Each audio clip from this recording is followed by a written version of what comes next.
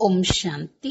Murali date 25/9/2025. ఈ రోజు బాబా చెప్తున్నారు, ఈ డ్రామా కరెక్ట్ గా తయారయ్యింది.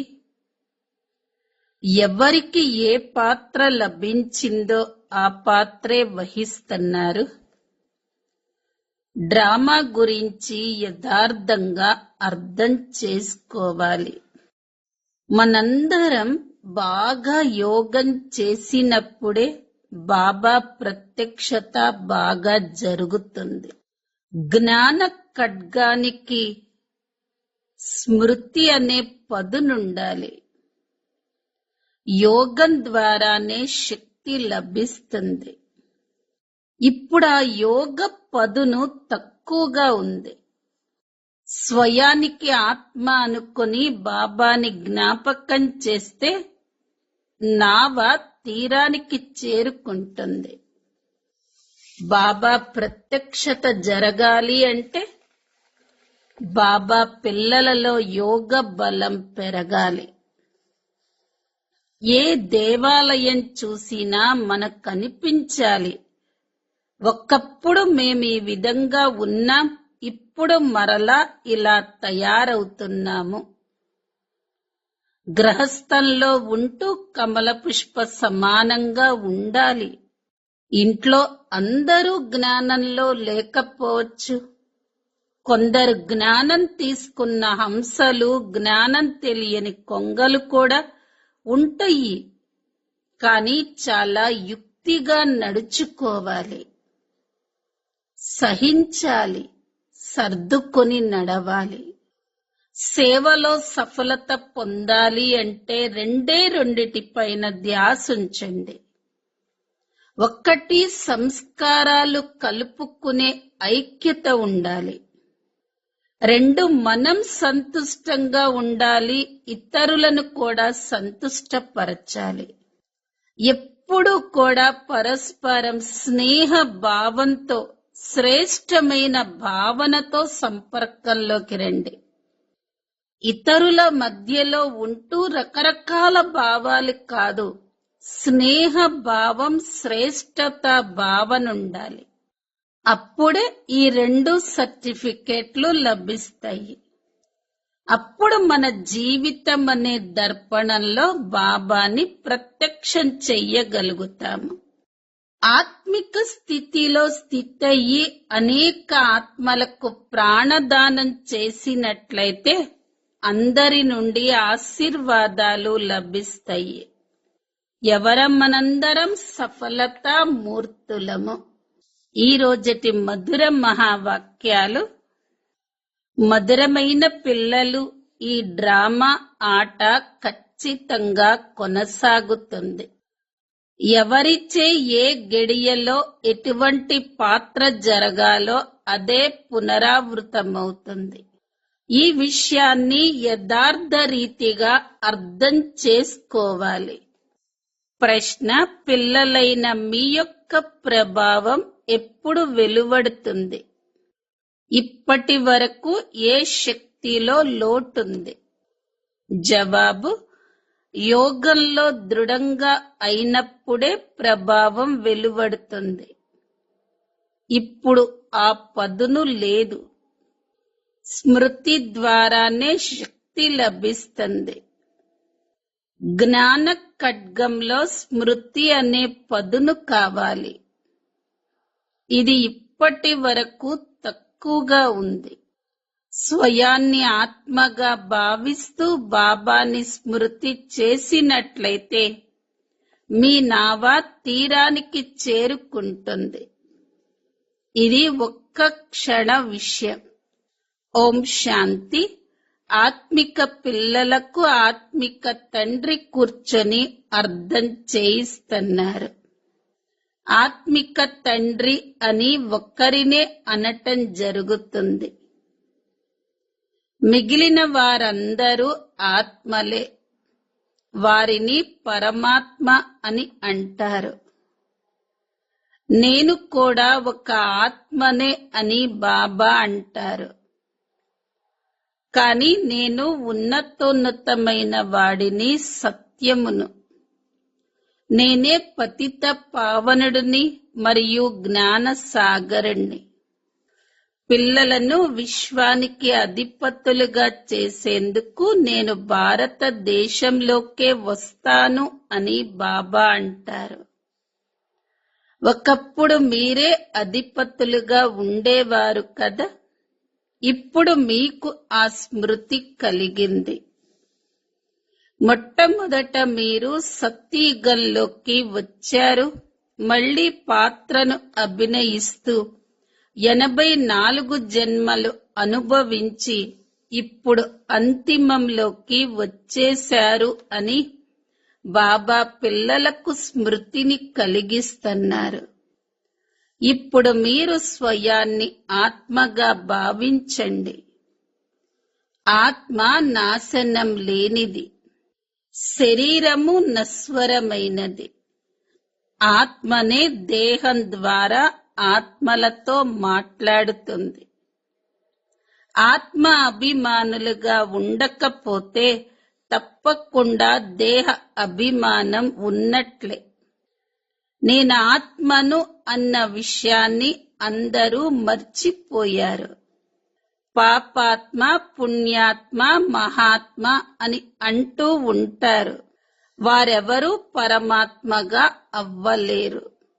ఎవ్వరూ తమను తాము శివ అని పిలుచుకోలేరు. శరీరాలకు శివ అన్న పేరు ఎంతో మందికి ఉంది. ఆత్మ ఎప్పుడైతే శరీరంలోకి ప్రవేశిస్తుందో అప్పుడే దానికి పేరు లభిస్తుంది. ఎందుకంటే శరీరం ద్వారానే ఆత్మ పాత్రలను అభినయించవలసి వస్తుంది. ఆ తర్వాత మెల్లగా మనుష్యులు శరీర అభిమానంలోకి వచ్చి నేను ఫలానాను అని భావిస్తారు. ఇప్పుడు నేనొక ఆత్మను అని మీరు భావిస్తారు. మేము 84 జన్మల పాత్రను అభినయించాము. ఇప్పుడు మేము ఆత్మను అని తెలుసుకున్నాము. సతో ప్రధానంగా ఉన్న ఆత్మనైన నేను మళ్ళీ ఇప్పుడు తమో ప్రధానంగా అయ్యాను.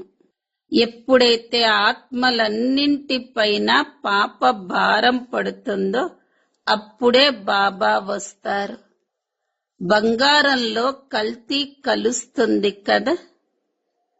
అలాగే మొట్టమొదట మీరు స్వచ్ఛమైన బంగారంగా ఉండేవారు. ఆ తర్వాత మళ్ళీ వెండి, రాగి, లోహము మొదలైనవి కలిసి పూర్తిగా నల్లగా అయిపోయారు. ఈ విషయాలు ఇంకా ఎవరు అర్థం చేయించలేరు. అందరూ ఆత్మ నిర్లేపి మరి అందులో మలినాలు ఎలా కలుస్తాయి అని అంటారు. ఈ విషయం బాబా పిల్లలకు అర్థం చేయించారు. నేను భారతదేశంలోకే వస్తాను అని బాబా అంటారు. ఎప్పుడైతే పూర్తిగా తమో ప్రధానంగా అవుతారో అప్పుడే నేను వస్తాను. బాబా ఖచ్చితంగా తన సమయంలోనే వస్తారు. డ్రామాలో ఖచ్చితంగా ఆట కొనసాగుతుంది కదా.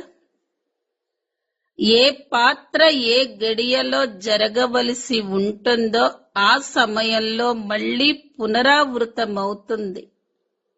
అందులో కొద్దిగా కూడా మార్పు వచ్చే అవకాశం ఉండదు. అది హద్దు డ్రామా, ఇది అనంతమైన డ్రామా. ఇవన్నీ బాగా అర్థం చేసుకోవలసిన విషయాలు. మీరింతవరకు ఏ పాత్రనైతే అభినయించారో అది అంతా డ్రామా అనుసారంగా చేశారు అని బాబా అంటారు. మనుష్య మాత్రలెవ్వరికీ రచయితను గురించి గాని, రచన ఆది మధ్య అంతముల గురించి కానీ తెలియదు. ఋషులు, మునులు మొదలైన వారు కూడా నేతి నేతి అంటూ వచ్చారు. మిమ్మల్ని ఎవరైనా మీకు రచయిత మరియు రచనల ఆది మధ్య అంతముల గురించి తెలుసా అని ప్రశ్నిస్తే మీరు వెంటనే తెలుసు అని చెప్తారు. అది కూడా మీరు ఇప్పుడే తెలుసుకోగలుగుతారు. మళ్ళీ ఇంకెప్పుడూ తెలుసుకోలేరు. కేవలం పిల్లలైన మీకు మాత్రమే రచయిత మరియు రచనల ఆది మధ్య అంతం గురించి తెలుసు అని బాబా అంటారు. అచ్చా, ఈ లక్ష్మీనారాయణల రాజ్యం ఎప్పుడుంటుందో మీకు తెలుసా? తెలియదు. వారిలో జ్ఞానమేమీ లేదు. ఇది ఆశ్చర్యం కదా. మాలో జ్ఞానం ఉన్నది అని మీరంటారు. ఈ విషయాలు కూడా మీకు తెలుసు. బాబా పాత్ర ఒకే ఒక్కసారి ఉంటుంది. ఈ లక్ష్మీనారాయణలుగా అవ్వటమే మీ లక్ష్యం. అలా అయిపోతే ఇక చదవవలసిన అవసరమే ఉండదు. బ్యారిస్టర్గా అయిపోయాక మళ్ళీ చదవరు కదా. మరి చదివించే ఆ తండ్రిని కూడా స్మృతి చెయ్యాలి కదా. బాబా మీకు అన్నీ సహజంగా చేశారు. ముందు స్వయాన్ని ఆత్మగా భావించండి అని బాబా మళ్ళీ మళ్ళీ మీకు చెప్తూ ఉంటారు. నేను బాబాకు చెందిన వాడిని అని పిల్లలంటారు. మీరు నాస్తికులుగా ఉండేవారు, ఇప్పుడు ఆస్తికులుగా అయ్యారు. ఆస్తికులు, నాస్తికులు అన్న ఈ పదాలు ఈ సమయానికి చెందినవే. అక్కడ ఈ పదాలే ఉండవు. ఇలా అడగవలసిన అవసరమే అక్కడ ఉండదు. ఇక్కడ ప్రశ్నలు ఉత్పన్నమవుతాయి. కావుననే రచయిత మరియు రచన గురించి మీకు తెలుసా అని అడుగుతారు. అప్పుడు వారు తెలియదు అని చెప్తారు. బాబానే వచ్చి తన పరిచయాన్ని ఇస్తారు. అలాగే రచన ఆది మధ్య అంతముల రహస్యాన్ని కూడా అర్థం చేయిస్తారు. బాబా అనంతమైన రచయిత అని పిల్లలకు అర్థం చేయించటం జరిగింది. అలాగే ఇతర ధర్మ స్థాపకులు కూడా తప్పకుండా ఇక్కడకు వస్తారు. ఇబ్రహీం, క్రీస్తు మొదలైన వారు ఎలా వస్తారో మీకు సాక్షాత్కారం చేయించటం జరిగింది. వారందరూ అంతిమంలో ఎప్పుడైతే ఈ జ్ఞానం బాగా వ్యాపిస్తుందో అప్పుడు వస్తారు. పిల్లలు దేహ సహితంగా దేహపు సర్వ ధర్మాలను త్యజించి నన్ను స్మృతి చెయ్యండి అని బాబా అంటారు. ఇప్పుడు సన్ముఖంగా కూర్చున్నారు. మిమ్మల్ని మీరు దేహంగా భావించకండి. నేనొక ఆత్మను. స్వయాన్ని ఒక ఆత్మగా భావించి బాబాని స్మృతి చేస్తూ ఉన్నట్లయితే మీ నావ తీరానికి చేరుతుంది. ఇది ఒక్క క్షణపు విషయం. ముక్తిలోకి వెళ్లేందుకే అర్ధకల్పం భక్తి చేస్తారు. కానీ ఏ ఆత్మ తిరిగి వెనకకు వెళ్ళలేదు. 5000 సంవత్సరాల ముందు కూడా బాబా ఈ విషయాన్నే అర్థం చేయించారు. ఇప్పుడు కూడా అర్థం చేయిస్తున్నారు. శ్రీకృష్ణుడు ఈ విషయాలను అర్థం చేయించలేడు. అతడిని తండ్రి అని కూడా పిలవరు. తండ్రులు ముగ్గురు. వారు లౌకిక, అలౌకిక మరియు పారలౌకిక తండ్రులు. హద్దు తండ్రి లౌకిక తండ్రి, అనంతమైన ఆత్మిక తండ్రి పారలౌకిక తండ్రి. ఇతను సంగమ యుగానికి చెందిన అద్భుతమైన తండ్రి.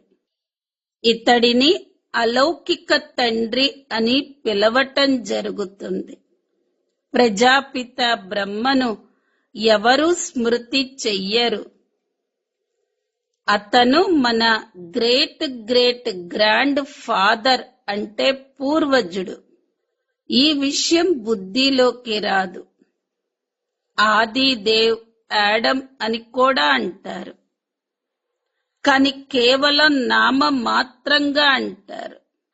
మందిరాలలో కూడా ఆది దేవుని చిత్రాలు ఉన్నాయి కదా. మీరు అక్కడికి వెళితే ఇవి మా స్మృతి చిహ్నాలు అని మీరు భావిస్తారు. ఇక్కడ బాబా కూడా కూర్చున్నారు, మనం కూడా కూర్చున్నాం. ఇక్కడ బాబా చైతన్యంగా కూర్చున్నారు, అక్కడ జడ చిత్రాలను పెట్టారు. పైన స్వర్గ చిత్రాలు కూడా సరిగ్గా ఉన్నాయి. ఎవరైతే ఈ మందిరాన్ని చూశారో వారు వీటిని అర్థం చేసుకోగలరు. ఇప్పుడు బాబా మనకు చైతన్యంగా రాజయోగాన్ని నేర్పుతున్నారు. ఆ తర్వాత మందిరాలను తయారు చేస్తారు. ఈ విషయాలు స్మృతిలోకి రావాలి. ఇవన్నీ మన స్మృతి చిహ్నాలే. ఈ లక్ష్మీనారాయణలుగా ఇప్పుడు మనం తయారవుతున్నాం.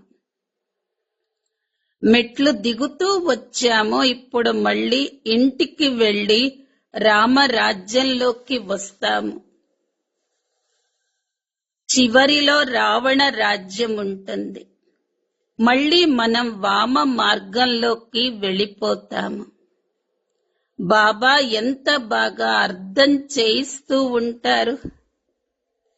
ఈ సమయంలో మనుష్య మాతృలందరూ పతితులుగా ఉన్నారు. కావుననే హే పతిత పావన, వచ్చి మమ్మల్ని పావనంగా తయారు చెయ్యి, దుఃఖాలను హరించి సుఖానికి దారిని చూపించు అని అంటారు. భగవంతుడు తప్పకుండా ఏదో ఒక వేషంలో వస్తాడు అని కూడా అంటారు. ఇప్పుడు కుక్క, పిల్లి, రాయి, రప్పలు మొదలైన వాటిలోకైతే భగవంతుడు రాడు కదా. భాగ్యశాలి రథంలోనే వస్తాడు అని గాయనం చెయ్యబడింది. నేను ఈ సాధారణ తనువులోకే ప్రవేశిస్తాను అని స్వయంగా బాబానే అంటారు. ఇతడికి తన జన్మల గురించి తెలియదు. ఇప్పుడు మీకు తెలుసు. ఇతడి అనేక జన్మల అంతిమ జన్మలో ఎప్పుడైతే వానప్రస్థ అవస్థ ఏర్పడుతుందో అప్పుడు నేను ఇతనిలోకి ప్రవేశిస్తాను. భక్తి మార్గంలో పాండవుల చిత్రాలను చాలా పెద్దగా తయారు చేశారు. రంగూన్లో బుద్ధుని చిత్రం చాలా పెద్దగా ఉంది. ఏ మనిషి ఇంత పెద్దగా ఉండడు కదా. పిల్లలకిప్పుడు నవ్వొస్తుంది. రావణుడి చిత్రం ఎలా తయారు చేస్తారో చూడండి. దినప్రతిదినం దానిని పెద్దదిగా చేస్తూ ఉంటారు. ప్రతి సంవత్సరం తగలబెట్టే ఈ వస్తువు అసలేమిటి? ఇటువంటి శత్రువు ఎవరైనా ఉంటారా? శత్రువు చిత్రాన్ని తయారు చేసి తగలబెడతారు కదా. అచ్చా, రావణుడు ఎవరు? అతడు ఎప్పుడు శత్రువుగా అయ్యాడు? అతడిని ప్రతి సంవత్సరం ఎందుకు తగలబెడతారు? ఈ శత్రువుని గురించి ఎవ్వరికీ తెలియదు. అసలు దానికి అర్థం ఎవరికీ ఏమాత్రం తెలియదు. వారందరూ రావణ సాంప్రదాయానికి చెందిన వారు అని, మీరు రామ సాంప్రదాయానికి చెందిన వారు అని బాబా అర్థం చేయించారు. గృహస్థ వ్యవహారంలో ఉంటూ కమల పుష్ప సమానంగా అవ్వండి మరియు నన్ను స్మృతి చెయ్యండి అని బాబా అంటారు. బాబా హంస మరియు కొంగ కలిసి ఎలా ఉండగలవు? గొడవలవుతూ ఉంటాయి అని అంటారు. అవి తప్పకుండా జరుగుతాయి, సహించవలసి ఉంటుంది. ఇందులో చాలా యుక్తులు కూడా కావాలి. బాబాను అన్ని రహస్యాలు తెలిసినవాడు అని కూడా అంటారు కదా. హే భగవంతుడా, దుఃఖాలను హరించు, దయ చూపించు, ముక్తినివ్వు అని అందరూ అతడిని తలుచుకుంటూ ఉంటారు కదా. ముక్తి ప్రదాత అయిన ఆ తండ్రి అందరికీ ఒక్కడే. మీ వద్దకెవరైనా వస్తే వారికి విడివిడిగా అర్థం చేయించండి. కరాచీలో ఒక్కొక్కరికి విడివిడిగా కూర్చొని అర్థం చేయించేవారు. పిల్లలైన మీరిప్పుడు యోగంలో దృఢంగా అవుతే మీ ప్రభావం పడుతుంది. ఇప్పుడు ఇంకా అంత పదును రాలేదు. స్మృతి ద్వారానే శక్తి లభిస్తుంది. చదువు ద్వారా శక్తి లభించదు. జ్ఞానం ఖడ్గం వంటిది. దానికి స్మృతి అనే పదును పెట్టాలి. ఆ శక్తి తక్కువగా ఉంది. పిల్లలు స్మృతి యాత్రలో ఉండటం ద్వారా మీకు శక్తి లభిస్తుంది అని బాబా రోజు అంటూ ఉంటారు. చదువులో ఇంత శక్తి లేదు. స్మృతి ద్వారా మీరు మొత్తం విశ్వానికి యజమానులుగా అవుతారు. మీరు మీకోసమే ఇవన్నీ చేస్తున్నారు. ఎంతో మంది వచ్చారు, వెళ్ళిపోయారు. మాయ కూడా శక్తివంతమైనది. ఈ జ్ఞానం చాలా బాగుంది, ఎంతో సంతోషంగా ఉంటుంది అని అంటారు. కానీ చాలా మంది రారు.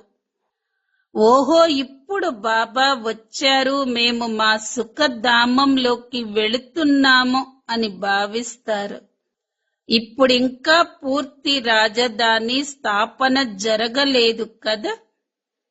ఇప్పుడు మీరు ఈ సమయంలో ఈశ్వరీయ సంతానంగా ఉన్నారు. మళ్ళీ దేవతలుగా అవుతారు. మళ్ళీ అప్పుడు డిగ్రీ తగ్గినట్లే కదా. మీటర్లో పాయింట్లు ఉంటాయి. ఇన్ని పాయింట్స్ తక్కువవుతాయి. ఇప్పుడు మీరు ఒక్కసారిగా ఎంతో ఉన్నతంగా అవుతారు. మళ్ళీ తగ్గుతూ తగ్గుతూ కిందకొచ్చేస్తారు. మెట్లు కిందకి దిగవలసిందే. ఇప్పుడు మీ బుద్ధిలో మొత్తం మెట్ల జ్ఞానం ఉంది. మీ ఉన్నతితో అందరూ లాభాన్ని పొందుతారు. మళ్ళీ మెల్లమెల్లగా కిందకి దిగుతూ వస్తారు. మొదటి నుండి ఈ చక్రాన్ని బాగా అర్థం చేసుకోవాలి. ఈ సమయంలో మీరు పైకెక్కే కళలో ఉన్నారు. ఎందుకంటే మీ తోడుగా బాబా ఉన్నారు కదా. మనుష్యులు ఏ ఈశ్వరుడినైతే సర్వవ్యాపి అని పిలుస్తారో ఆ తండ్రే స్వయంగా ఇప్పుడు మధురాతి మధురమైన పిల్లలు అని అంటూ ఉంటారు. పిల్లలు మళ్ళీ బాబా బాబా అని అంటూ ఉంటారు. బాబా మనల్ని చదివించేందుకు వచ్చారు. ఆత్మ చదువుతుంది. ఆత్మనే కర్మలు చేస్తుంది. ఆత్మ అయిన మనం శాంత స్వరూపులం. ఈ శరీరం ద్వారా కర్మలు చేస్తాము. ఎప్పుడైతే దుఃఖం ఉంటుందో అశాంతి అన్న పదం వాడతారు. వాస్తవానికి శాంతి మన స్వధర్మం. మనశ్శాంతి కావాలని చాలా మంది అంటూ ఉంటారు. ఆత్మ స్వయం శాంత స్వరూపం. ఆత్మ ఇల్లు శాంతిధామం. మీరు స్వయాన్ని మర్చిపోయారు. మీరు శాంతిధామంలో ఉండేవారు. శాంతి అక్కడే లభిస్తుంది. ప్రస్తుతం మనుష్యులందరూ ఒకే రాజ్యం, ఒకే ధర్మం, ఒకే భాష ఉండాలి అని అంటారు. One cost, one religion, one God. ప్రభుత్వము వన్ గాడ్, భగవంతుడు ఒక్కడే అని కూడా వ్రాస్తుంది. మరి సర్వవ్యాపి అని ఎందుకంటారు? వాస్తవానికి భగవంతుడు ఒక్కడే అన్న విషయాన్ని ఎవరూ నమ్మటం లేదు. కావున మీరు ఇప్పుడు మళ్ళీ వీటిని వ్రాయాలి. లక్ష్మీనారాయణల చిత్రాన్ని తయారు చేసినప్పుడు దానిపై సత్యుగంలో వీరి రాజ్యమున్నప్పుడు ఒకే భగవంతుడు, ఒకే దైవీ ధర్మం ఉండేది అని వ్రాయండి. కానీ మనుష్యులు ఏమీ అర్థం చేసుకోరు, అంత శ్రద్ధ చూపించరు. ఎవరైతే బ్రాహ్మణ కులానికి చెందినవారో వారి ధ్యాసే దాని వైపుకెళుతుంది. ఇంకెవరూ దానిని అర్థం చేసుకోలేరు. కావుననే బాబా వేరువేరుగా కూర్చోపెట్టి అర్థం చేయించండి అని అంటారు. ఫారం నింపించినట్లయితే వారు ఎవరిని నమ్ముతున్నారో అర్థమవుతుంది. ఒక్కొక్కరు ఒక్కొక్కరిని నమ్ముతారు. మరి వారి అందరినీ ఒకే చోట ఎలా కూర్చోపెట్టి అర్థం చేయించగలరు? అప్పుడు వారు అందరూ వారి వారి విషయాలు చెప్పటం మొదలు పెడతారు. మొట్టమొదట మీరు ఎక్కడికి వచ్చారు అని వారిని ప్రశ్నించాలి. బీకే అన్న పేరును ఎప్పుడైనా విన్నారా? ప్రజాపిత బ్రహ్మతో మీకు సంబంధం ఏమిటి? ఎప్పుడైనా వారి పేరు విన్నారా? మీరు ప్రజాపిత బ్రహ్మ సంతానం కదా. ఇప్పుడు మేము ప్రత్యక్షంగా వారి సంతానంగా ఉన్నాము. వాస్తవానికి మీరు వారి సంతానమే, కానీ మీరు అలా భావించటం లేదు. అలా అర్థం చేయించటానికి చాలా యుక్తి కావాలి. అచ్చా, మధురాతి మధురమైన ఆత్మిక పిల్లలకు మాతా పిత బాప్ దాదాల ప్రియ స్మృతులు మరియు గుడ్ మార్నింగ్. ఆత్మిక పిల్లలకు ఆత్మిక తండ్రి నమస్తే. ఆత్మిక పిల్లలవి ఆత్మిక తల్లి తండ్రులకు ప్రియ స్మృతులు, గుడ్ మార్నింగ్ మరియు నమస్తే. ధారణ కొరకు ముఖ్య సారం. మొదటి పాయింట్, మందిరాలు మొదలైన వాటిని చూసినప్పుడు ఇవన్నీ మా స్మృతి చిహ్నాలే. ఇప్పుడు మేము ఈ విధంగా లక్ష్మీనారాయణలుగా అవుతున్నాము అన్న స్మృతి సదా ఉండాలి. రెండో పాయింట్, గృహస్థ వ్యవహారంలో ఉంటూ కమల పుష్ప సమానంగా ఉండాలి. హంసలు కొంగలు కలిసి ఉన్నప్పుడు చాలా యుక్తిగా నడుచుకోవాలి, సహించుకోవాలి కూడా.